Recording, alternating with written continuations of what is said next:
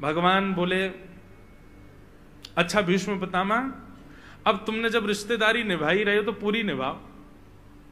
बोले बताओ। बोले दामाद केवल सुंदर हो इससे काम नहीं चलेगा, उसके अंदर और भी गुण होने चाहिए। भीष्म पितामह बोले बताओ कौन सा गुण चाहिए आपको, वही गुण आप में दिखा दूंगा। तब भगवान बोले कि दामाद शौर्यवान होना चाहिए, उसके अंदर बल होना चाहिए, कल को कोई विपत्ति आवे तो बेटी की रक्षा करे, ऐसा शौर्यवान होना चाहिए। भीष्म पितामह अगला श्लोक कहते हैं, युधितुर गर्जो विधुम्न विश्व कचलुलिताश्रम वास्य लंकृताश्ये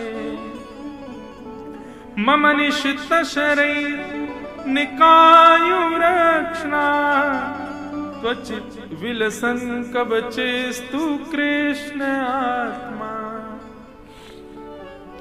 आप जैसा शौर्यवान कौन है ठाकुर जी? आप जैसा रक्षक कौन हो सकता है? भगवान बोले कैसे? बोले महाभारत युद्ध में सब हाथ धो के एक के ही पीछे पड़े थे। किसके पीछे? अर्जुन। और उस अर्जुन को आपने एक बाण, 18 दिन में ये तो होता कि चलो अर्जुन के प्राण भले ही नहीं निकले, अर्जुन बेचारा घायल हो गया, हाथ में बाण लग गया, उसके पैरों में बाण लग गया, या उसके केश को छू करके भी बाण गया हो। 18 दिन में एक बाण नहीं छू पाया अर्जुन को। बंधुओं ये सामान्य बात नहीं है। महाभारत में लिखा है कि पांडवों की सेना बालकों के समान थी कौरवों के आगे, और कौरवों की सेना में योद्धा नहीं थे, तिमिंगिल मछली। स्पष्ट कहते हैं, बोले कौरवों की सेना कैसी थी? बोले तिमिंगिल मछलियों से युक्त। तिमिंगिल मछली किसको कहते हैं? एक तिमिंग नाम का पक्षी होता है, वो आकाश में उड़ता हुआ जंगल में जाता है, और जंगल में से 2 हाथी, एक नहीं 2 हाथियों को अपने पंजे में लेकर के आकाश में उड़ जाता है। सोचो 2 हाथियों को लेकर उड़ता होगा पक्षी कितना बड़ा होगा। और वो पक्षी हाथियों को लेकर के जब आकाश में उड़ता हुआ समुद्र की तरफ जाता है, तो एक मछली श्वास लेने के लिए मुंह बाहर निकालती है और हाथी सहित उस पक्षी को निगल जाती है। वो है तिमिंगिल मछली। महाभारत के योद्धाओं का वेदव्यास जी जब उनका बखान करते हैं कि ये योद्धा कैसा है, तो कहते हैं कौरवों की सेना में तिमिंगिल मछली की बाढ़ थी। इतने भयानक योद्धा थे कौरवों के, और वो भयानक तिमिंगिल मछली रूपी योद्धा अर्जुन के पीछे पड़े थे कि इसको मारना है। लेकिन उस अर्जुन को क्या, उसके रथ को एक बाण नहीं छू पाया। क्यों? क्योंकि सारथी आप थे। आप इतनी द्रुत गति से उसके रथ को चलाते थे, इतनी फ्लेक्सिबिलिटी थी आपके रथ चालन में, चक्रव्यूह में सब फंस गए, अर्जुन नहीं फंस पाया। क्यों? क्योंकि आप उसके रक्षक थे। ये आपका शौर्य नहीं है तो क्या है? आप सुंदर भी हो, आप शौर्यवान भी हो। मेरी बेटी तो आपसे ब्याह करेगी। आहा, क्या मधुर स्तुति है भीष्म पितामह की। भगवान प्रसन्न हो गए। भगवान बोले दामाद में सुंदरता हो, शौर्यता हो, केवल इतने से काम नहीं, पिता को और भी लक्षण देखने चाहिए। भीष्म पितामह बोले बताओ और कौन सा लक्षण बताऊं आपके अंदर? बोले कि दामाद का स्वभाव अच्छा होना चाहिए। कल को फैमिली गैदरिंग हो, बुआ फूफा आए लड़की के पक्ष के, और दामाद अकड़े ही खड़ा रहे, और कल को पत्नी की छोटी बहन का ब्याह हो या कोई और दामाद घर में आ रहा हो, तो उसके प्रति भी उसका स्नेह रहना चाहिए ना, स्वभाव अच्छा होना चाहिए। स्वभाव देख करके ब्याह करना चाहिए। पितामह भीष्म पितामह की आंखों से आंसू आ गए। बोले आपके स्वभाव के आगे मैं किसके स्वभाव की बात करूं? भगवान बोले ऐसा क्या स्वभाव देख लिया आपने हमारा? बोले बस ज्यादा नहीं कहूंगा, स्वामी होकर के, सुदर्शन चक्रधारी होकर के रथ हाँक रहे हो, स्वामी होकर के, योद्धा होकर के, जगत नियंता त्रिलोकी नाथ होकर के आप रथ हाँक रहे हो। और केवल रथ हाँकते नहीं थे ठाकुर जी, वर्णन आता है जब अर्जुन युद्ध करके वापस लौटता था ना, वापस अपने शिविर में आते थे तो भगवान पहले उतरते थे रथ पे से, और जैसा एक सारथी को होना चाहिए बिल्कुल वैसा ही आकर के रथ का दरवाजा स्वयं खोलते थे ठाकुर जी। और रथ का दरवाजा खोल के, रथ ऊंचा होता था, नीचे कोई सिड्डी नहीं थी, तो ठाकुर जी घुटनों पे बैठ के अपने हाथ की सिड्डी बनाते थे और अर्जुन उस पर पैर रख के नीचे उतरता था। बोले ये आपका स्वभाव, और आप मेरे आगे कह रहे हैं कि मेरे अंदर स्वभाव क्या देखा? आप स्वामी होकर के, आप नाथ होकर के, आप जगत नियंता होकर के अर्जुन के रथ के सारथी हो, इससे सुंदर स्वभाव मैं आपका क्या बताऊं ठाकुर जी। सौंदर्य, शौर्य, स्वभाव। और बताओ। ठाकुर जी बोले दामाद के अंदर समझदारी होनी चाहिए, समझदार होना चाहिए दामाद। कैसी भी स्थिति आए उस स्थिति में मेरी बेटी का ध्यान रखे, यह पिता को निश्चित करना चाहिए। दामाद के अंदर समझदारी होनी चाहिए। तब भीष्म पितामह कहते हैं आपसे ज्यादा समझदार कौन होगा? व्यवहित प्रतना मुखम निरीक्ष्य स्वजन बधा द्विमुखस्य दोष बुद्ध्या।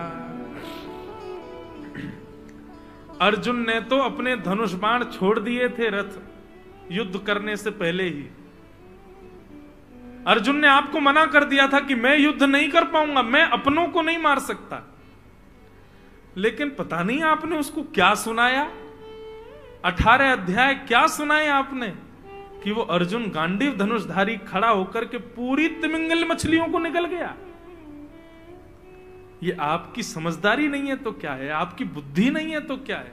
आपने ऐसा ज्ञान दिया अर्जुन का कि उसका मोह नष्ट हो गया और महाभारत का युद्ध जीत गया वो।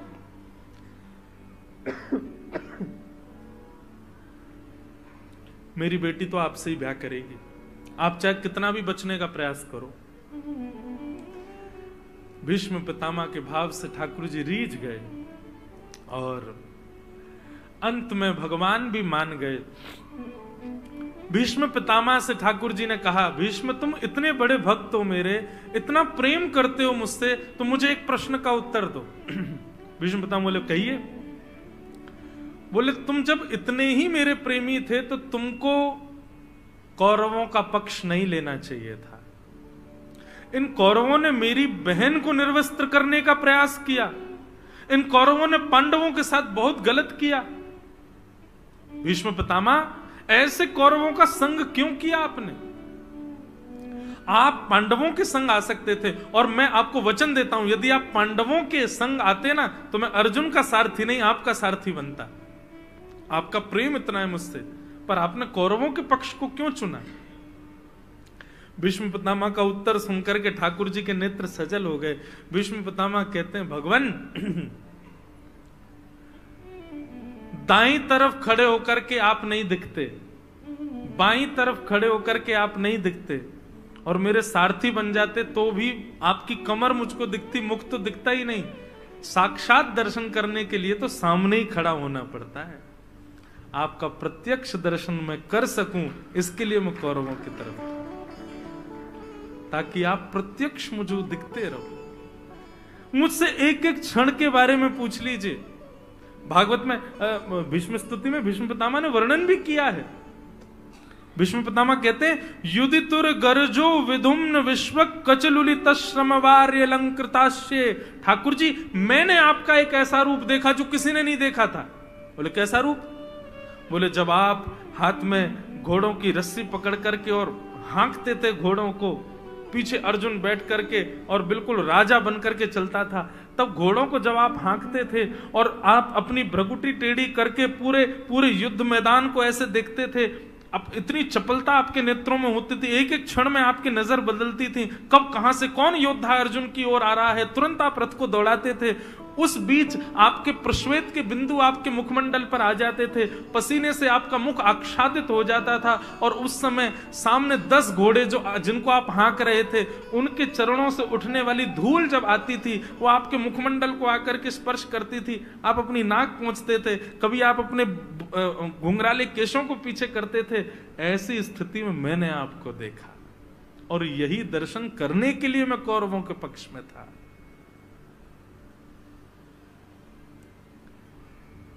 ठाकुर जी के नेत्र सजल हो गए। भीष्म पितामह कहते हैं बस अब एक अंतिम अभिलाषा है मेरी। क्या?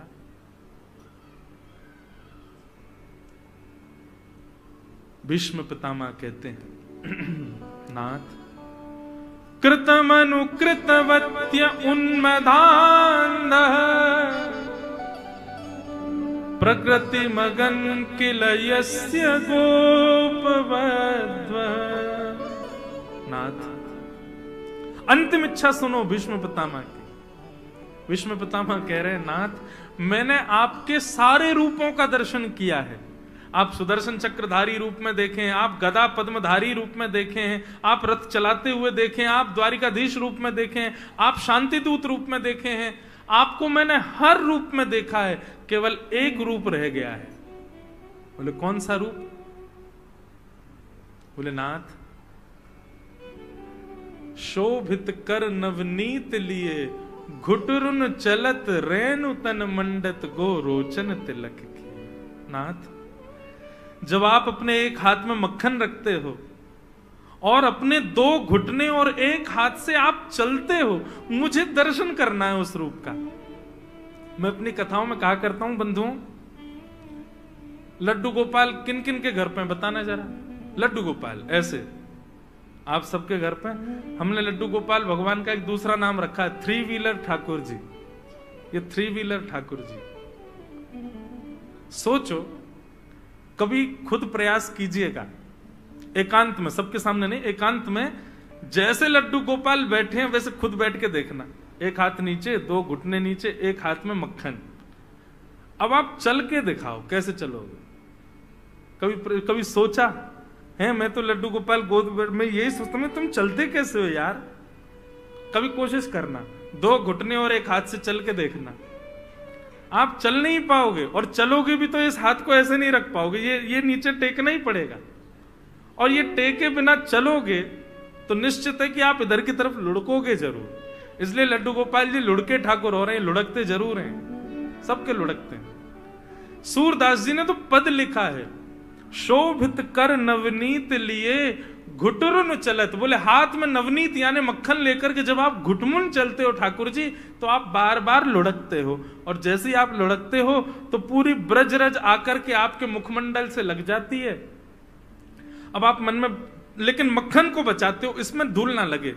मेरे भले ही धूल में लथपथ हो जाऊं, मक्खन में धूल नहीं लगनी चाहिए, उसको आप बचाते हो। सोई आप मैया के पास जाते हो, जैसे तैसे गिरते पड़ते कि मैया मुंह को साफ कर दे, मैं मक्खन खाऊंगा। लेकिन तभी आपने क्या देखा कि यशोदा मैया अपना श्रृंगार कर रही है। कैसा श्रृंगार? बोले बिंदी लगा करके मैया पत्रावली बना रही है अपने श्रृंगार में, लाल बिंदी सफेद बिंदी, लाल बिंदी सफेद बिंदी, लाल बिंदी सफेद बिंदी। इस प्रकार यशोदा मैया अपना श्रृंगार कर रही है। ठाकुर जी आंख फाड़ करके देख रहे हैं, बोले वाह मैया तो बड़ा बढ़िया श्रृंगार कर रही है अपनो, मैं हूं करूंगा। सोई ठाकुर जी गौशाला गए और गौशाला में जाके बोले सफेद बिंदी तो मेरे हाथ में, दूसरी बिंदी कहां से लाऊं? तो सूरदास जी कहते हैं गो रोचन तिलक किए। ठाकुर जी आप एक बिंदी तो मक्खन की लगाते हो, फिर दूसरी बिंदी गोबर की लगाते हो, फिर एक बिंदी मक्खन की, फिर दूसरी बिंदी गोबर की, गो रोचन तिलक किए।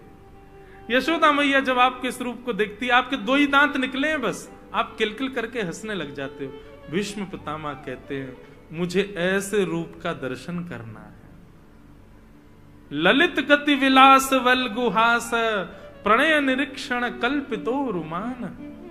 हे नाथ, आपकी वो ललित गति, जहां आप बांकी सी चाल चलते हो, टेढ़ी सी चाल चलते हो, ठाकुर जी मुझे वो रूप देखना है आपका।